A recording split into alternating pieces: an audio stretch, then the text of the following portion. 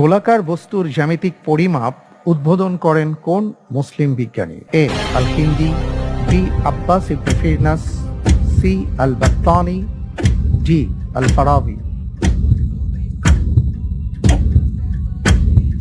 আল্লাহর উপরে ভরসা করে উত্তর হিসেবে বেছে নিচ্ছি অপশন বি, আব্বাস ইবনে ফিরনাস।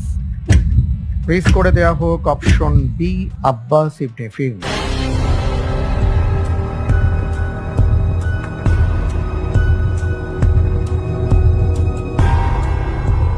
আপনি অনেক চিন্তা ভাবনা করে উত্তর দিয়েছেন। আমরা জানি যে গোলাকার বস্তুর জ্যামিতিক যে পরিমাপ, এই পরিমাপটার মাধ্যমে মূলত আধুনিক জ্যামিতির যে বিকাশ, এই বিকাশে সহায়ক ভূমিকা পালন করেছে। উত্তরটি সঠিক হয়নি। আলহামদুলিল্লাহ।